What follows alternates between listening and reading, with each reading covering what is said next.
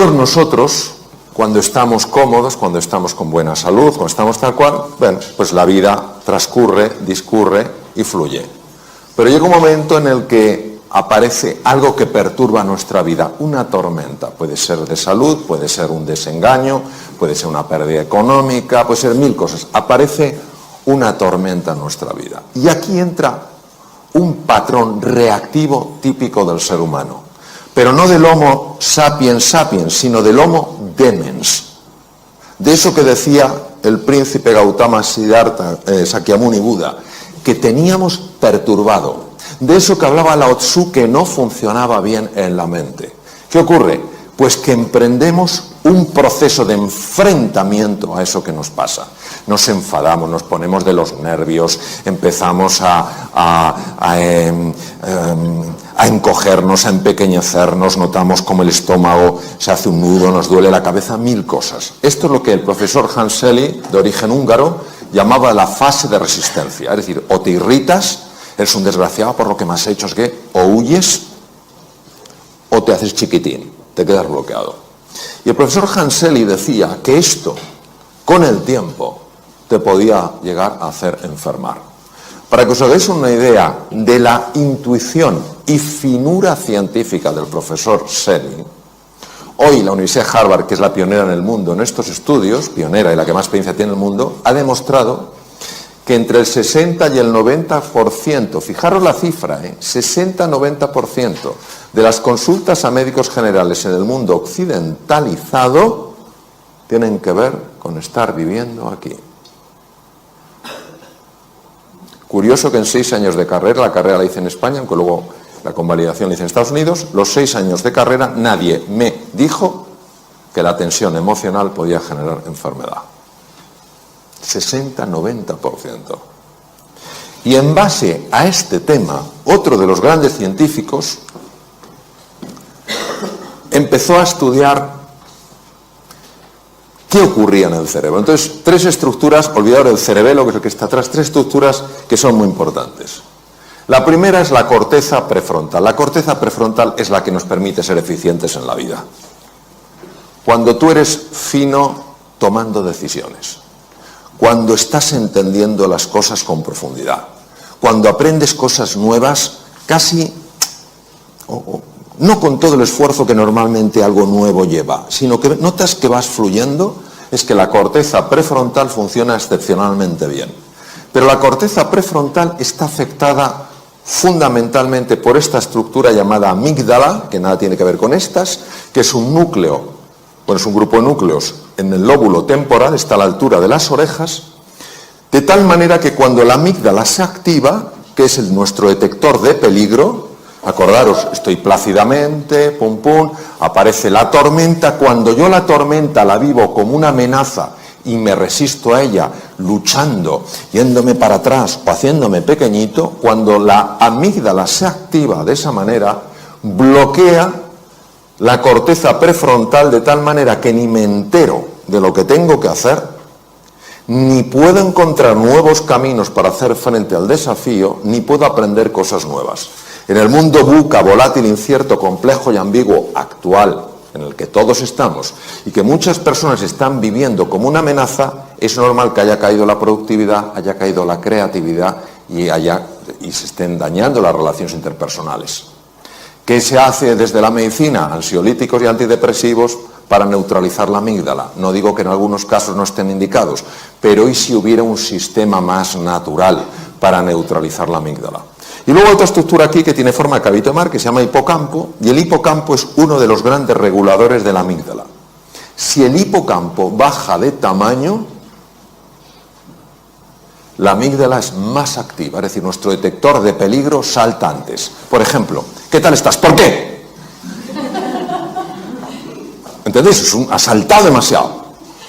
Probablemente porque el hipocampo está pequeño. Os voy a dar dos cosas importantes. El hipocampo aumenta de tamaño con el mindfulness. Esto lo ha demostrado la doctora Lazar, que trabaja también en Harvard, en el Hospital General de Massachusetts. El hipocampo aumenta de tamaño con el mindfulness. Y también con el ejercicio físico. Las personas que hacen ejercicio físico normalmente toleran mucho mejor ciertos embates de la vida, notan que están más tranquilos. ¿Por qué? Porque su amígdala está más controlada por el hipocampo. Cuando una persona está súper tensa, súper estresada y no encuentra sus espacios de calma, esos espacios de silencio, baja el tamaño físico del hipocampo porque mueren neuronas y la amígdala se enloquece, entonces se vuelve una persona más reactiva. La belleza del mindfulness actuando sobre el hipocampo, como ha demostrado la doctora Lazar en el Mass General, es que al engrosar el tamaño, al haber más neuronas, porque aquí sí se forman más neuronas, al haber más conexiones, es más difícil que las tormentas de la vida, que a todos nos sacuden en un momento u otro de mayor o menor intensidad, te desequilibren, te enajenen, te saquen del eje. ¿Qué es lo que pasa? ¿Qué es lo que descubrieron sobre todo Buda y Lao Tzu? Descubrieron que la mente está enferma. Y como la mente está enferma, se impone al mundo real.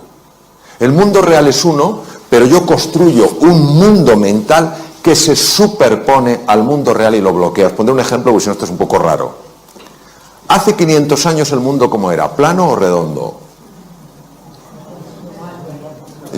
Alguien que es muy así dice, yo igual. Igual. Vamos, ¿quién piensa en todas las salas que hay? Que levante la mano quien piense que hace 500 años el mundo era plano. Muy bien. Que levante la mano quien piensa que el mundo era redondo. Muy bien. Vamos a ver. Es que todos tenéis razón. El mundo era redondo, siempre lo ha sido. Desde hace 10.000 millones de años, la Tierra es redonda. No tiene forma de huevo. No es un plato, es redonda. Pero vivíamos como si fuera redonda. No, vivíamos como si fuera plana. El mundo real era redondo, el mundo mental era plano. ¿Cuál se impone? El mundo mental. Nadie, salvo Colón, se atrevió a cruzar aquello que era el límite. Y entonces, el que descubrió que el límite era el comienzo. Eso es exactamente lo que nos pasa. Entonces, en lugar de pensarlo en la tierra plana, imaginaros cuando tú te miras en el espejo y no te gustas. Y dices, es que estás viendo tierra plana. Lo siento, tú eres mucho más que lo que ves. O cuando ves damas a tu marido, y dices, vaya tripa. Estás viendo tierra plana. Tu marido es mucho más que eso. O cuando ves a tu mujer y dices, que llevo ya tanto tiempo con ella, está viendo tierra plana. Hay algo mucho más profundo. O cuando miras al mundo, es que todo es lo mismo, tierra plana, hay un mundo redondo. La ventaja del mindfulness es que te ayuda a ver lo que no estás viendo. Por eso la definición de sati es estar en el presente para ver las cosas como de verdad son. ¿Cómo son de verdad? Redondas, no planas. Bien. Este es otro de mis maestros, Judson Brewer, que además toca maravillosamente el violín, y ha descubierto una cosa fascinante. Ha descubierto que tenemos un sistema que nos tiene atontados a todos. Estamos dormidos sin darnos cuenta, y todos conocemos el sistema. El sistema se llama DFN, Default Mode Network, y es el que hace que tú puedas conducir sin saber que estás conduciendo. Esto lo conocemos todos, ¿no? Pero dices, ¿será posible? O sea, estoy pensando en 1000 cosas y sin embargo, como que el coche va solo, ¿sí? Pues que sepamos que esto aumenta significativamente la posibilidad de tener un accidente. Significativamente. ¿Por qué? Porque ¿dónde no estás? En el presente. ¿Dónde estás?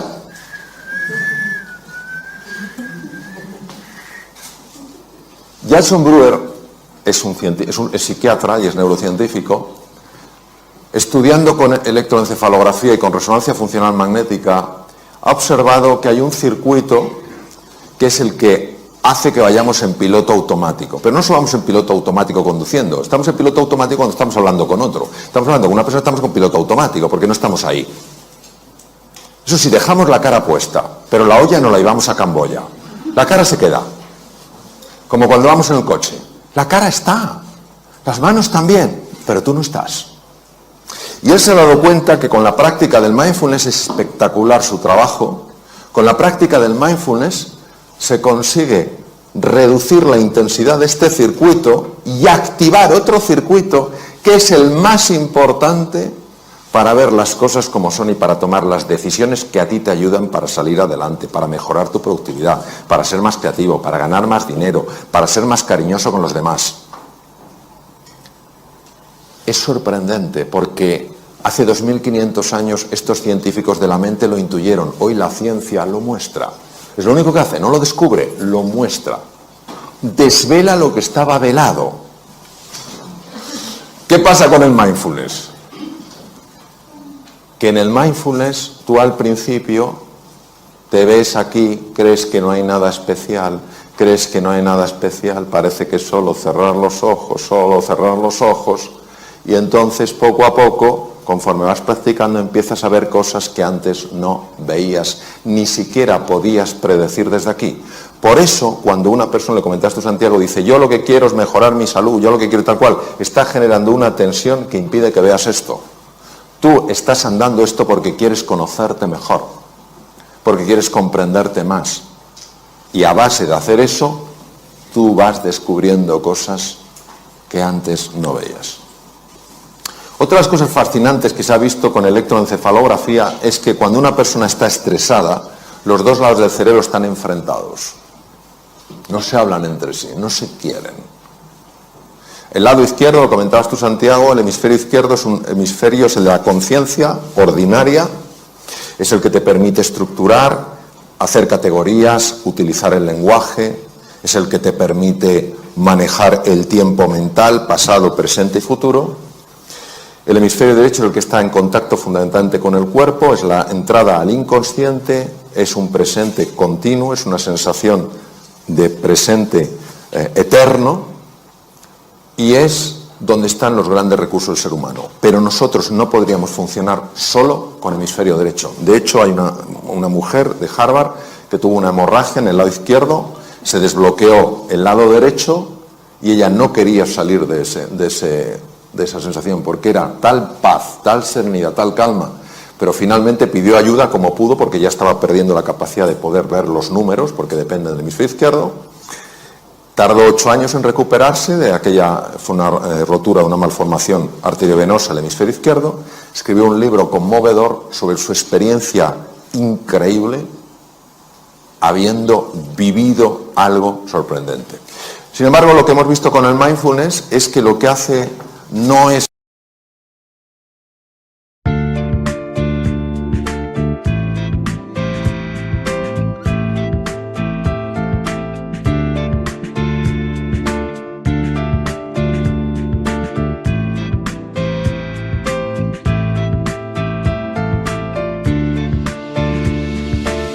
You have changed my life with your words and motivation.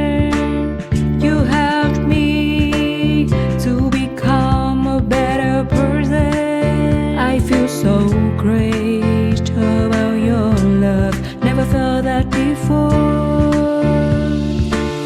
You have changed my life with your words and motivation. You helped me to become a better person. I feel so great about your love. Never felt that before. You are not only good by heart, but you also have a good soul.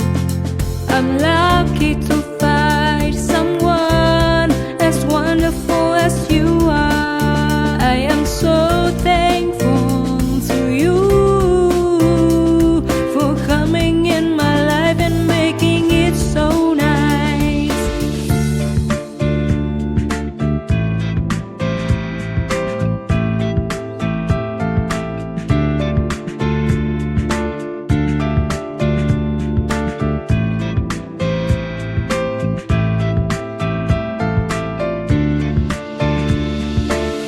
You have changed my life with your words and motivation.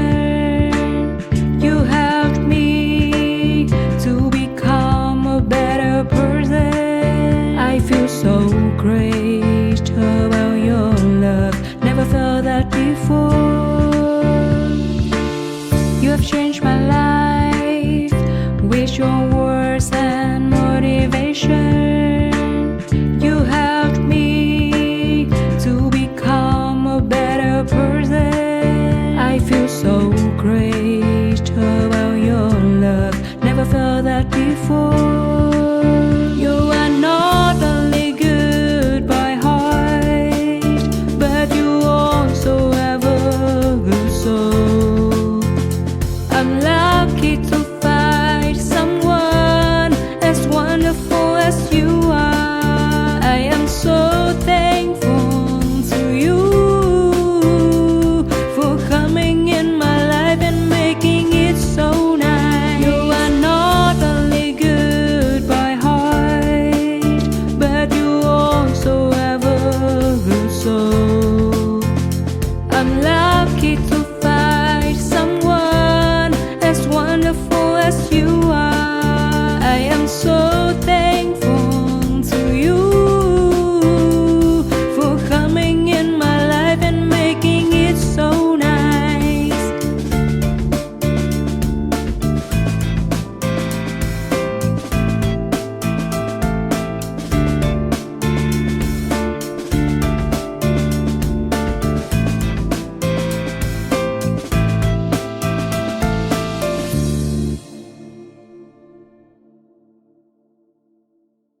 Bloquear el lado izquierdo, si es verdad que activa especialmente el hemisferio derecho, sobre todo los lóbulos, los lóbulos frontales, pero lo que hemos visto es que favorece el diálogo.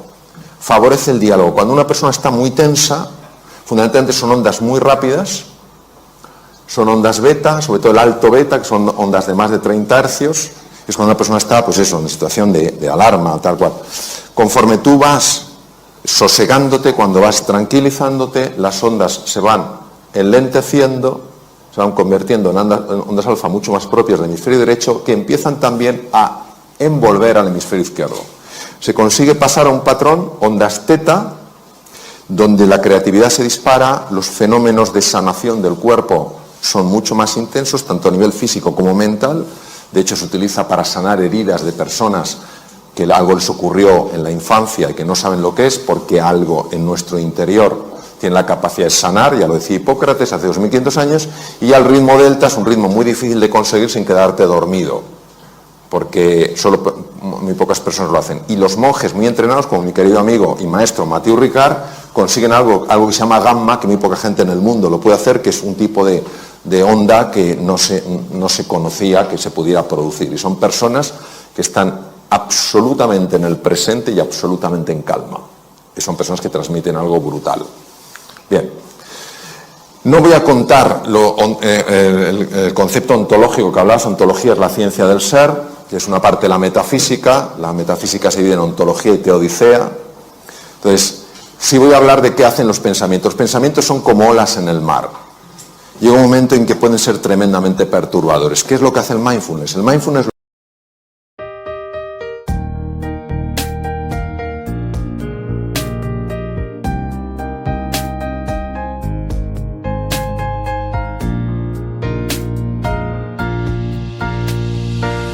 I wanna thank you for your unconditional love for me.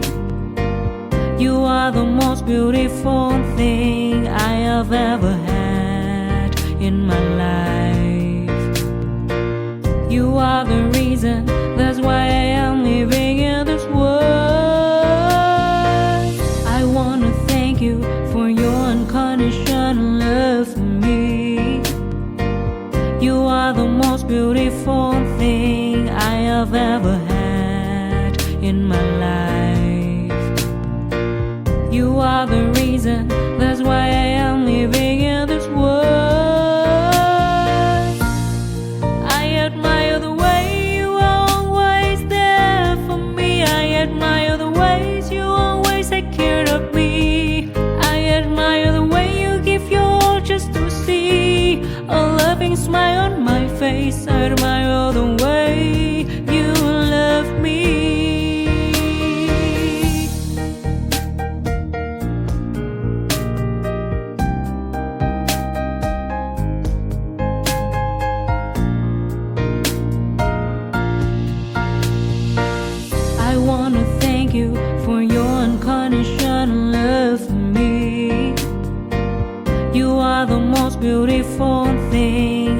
I've ever had in my life. You are the reason, that's why I am living in this world. I admire the way you are always there for me. I admire the ways you always take care of me. I admire the way you give your all just to see a loving smile on my face. I admire the way you love me. I admire the way you are always there for me. I admire the ways you always take care of me. I admire the way you give your all just to see a loving smile on my face. I admire the way you love me.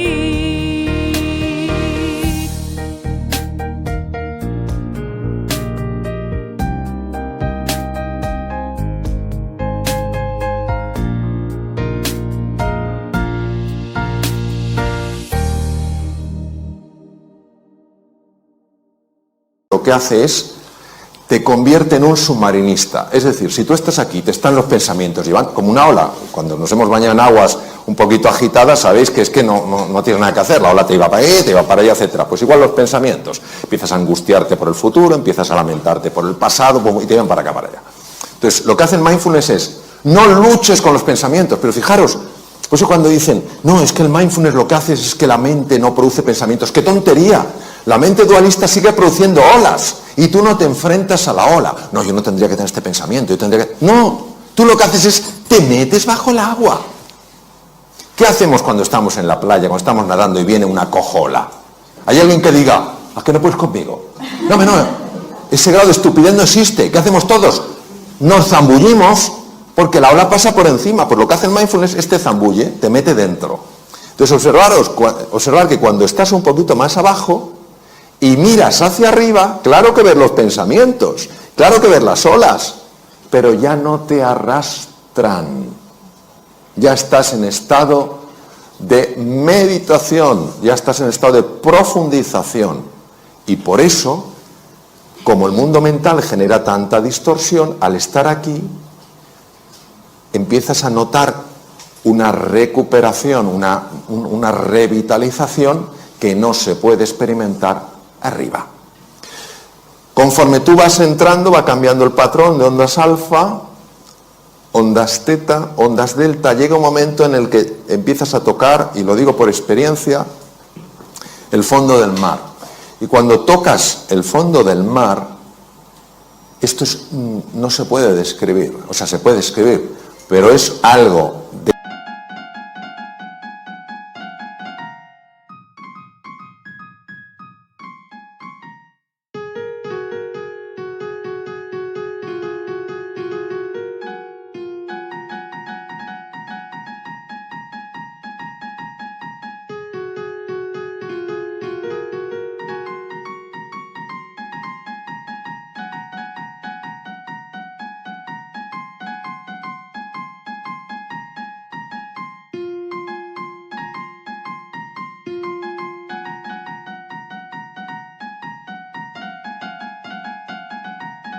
tal rotundidad que puede darte una fuerza para tomar una decisión tremendamente difícil. Te puede dar una claridad que no sabes de dónde ha salido, pero que ahora la tienes y antes no la tenías. Es verdad que en el fondo del mar empiezas a ver talentos que no sabías que tenías, y es verdad que empiezas a ver algo que no es agradable de ver, pero que es necesario de ver. Empiezas a ver que algunas de las cosas que más te molestan en la vida las estás provocando tú sin saber que las provocas. Porque nosotros somos todos muy hábiles viendo el efecto de las cosas, pero no viendo la causa. ¿Me entendéis? ¿A que sí? Cuando tú lo ves, ¿es una mala o una buena noticia? ¿Qué me decís? José, tú que eres un jurista de primer nivel mundial, ¿el desconocimiento de la ley te exime de su cumplimiento? No. Me decía, esperaba una pregunta más compleja. Me viendo más de mi nivel, es lo que doy, José. Bien, pues lo mismo.